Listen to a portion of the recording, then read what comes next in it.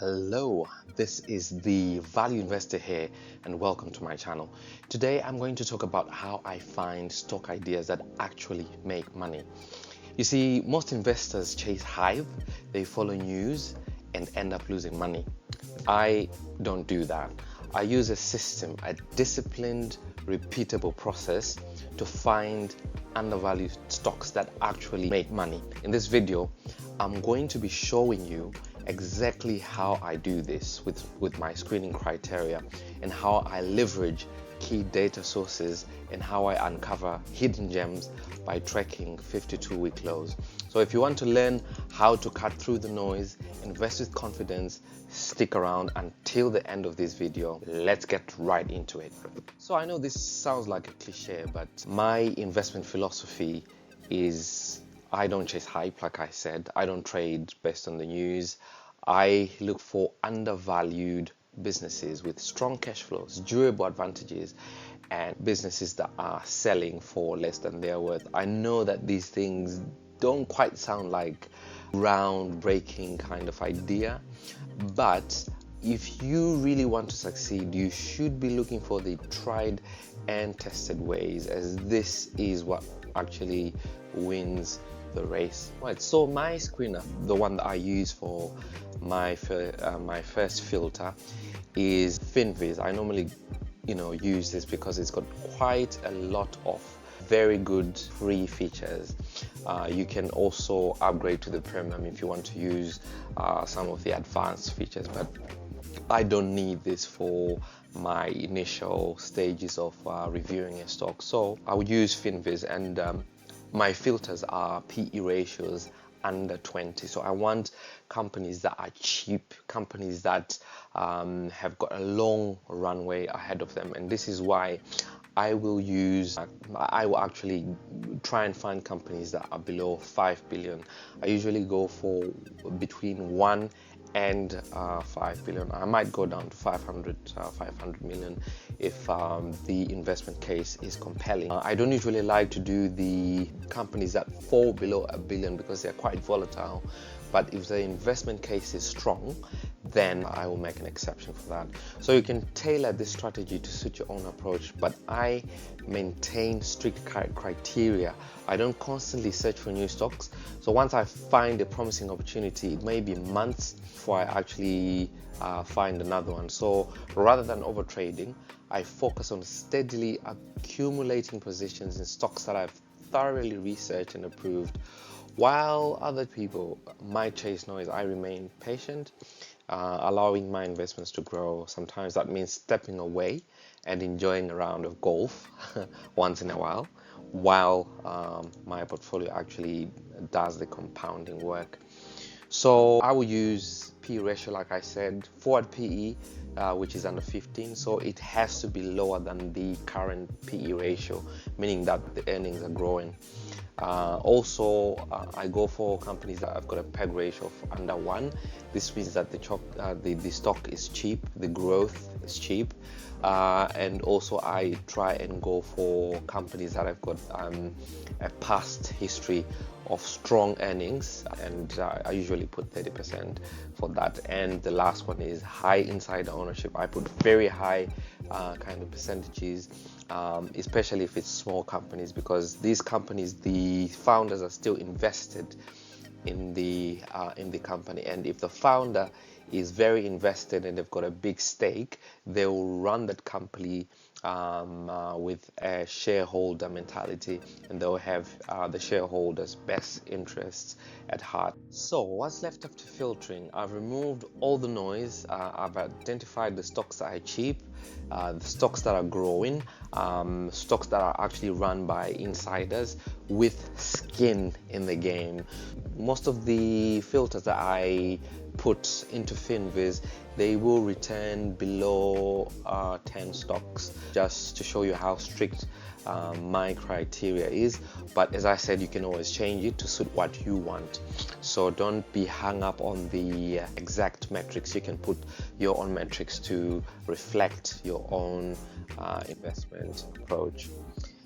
Then I've got a site that I use. It's called Datoroma. This site helps me to actually get ideas of stocks that I will further research on my own.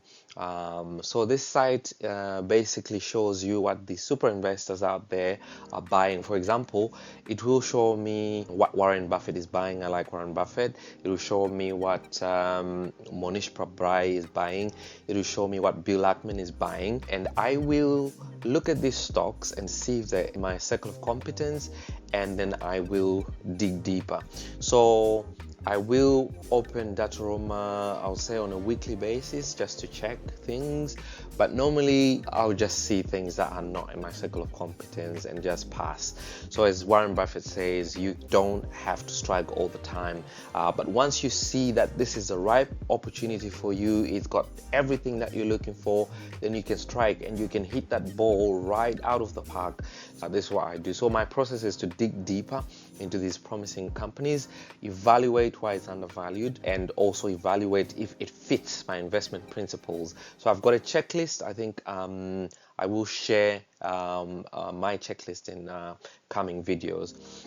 And then how does it compare to other opportunities? How does it compare to other companies? I normally don't want to be holding too many stocks that are in the same sector because I will overexpose myself. So I want to go for the best in that particular sector. So I will do comparisons to see which company is actually the best in the sector, and then I'll choose the best one in that sector.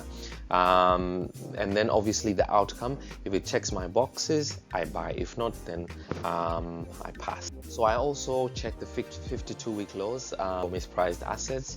I normally get this on Finviz, but you can get this anywhere else, Yahoo Finance, things like that. They will show you companies that are nearing their 52-week lows, or that have actually recently been on their 52-week lows. So the weekly review of stocks at 52-week lows gives me a sense of the companies that have been unduly punished.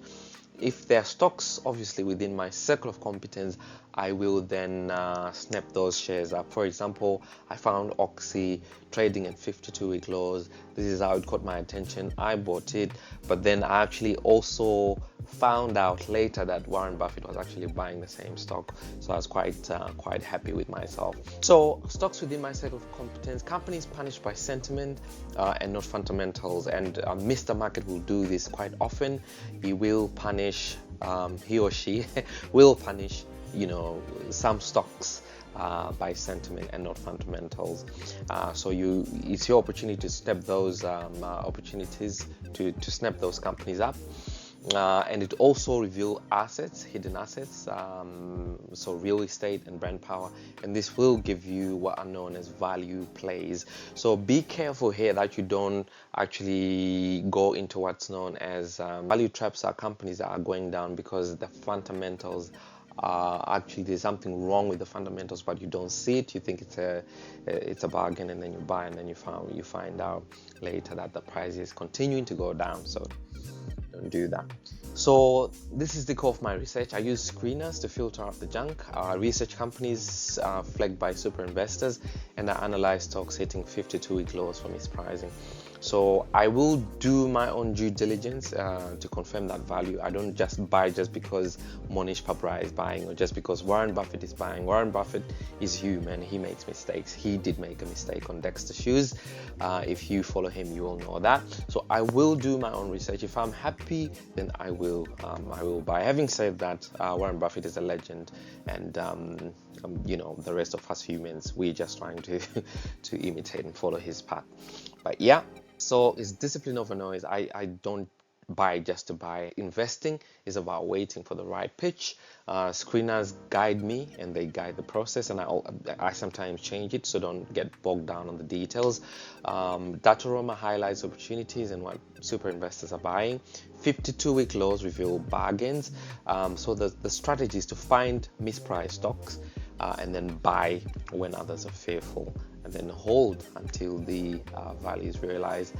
I hope this video has helped you in one way or another. If it has helped you, please share, please like, please subscribe to the channel for more videos, and also tell me what you think in the comments down below. How do you find your own stock ideas, and what tools and strategies do you actually use to do that? So I will find you I will meet you in the next video. Stay tuned for more videos like this. I'll also be doing videos to analyze different stocks, so stay tuned and subscribe to the channel. This is the Value Investor checking out. Peace.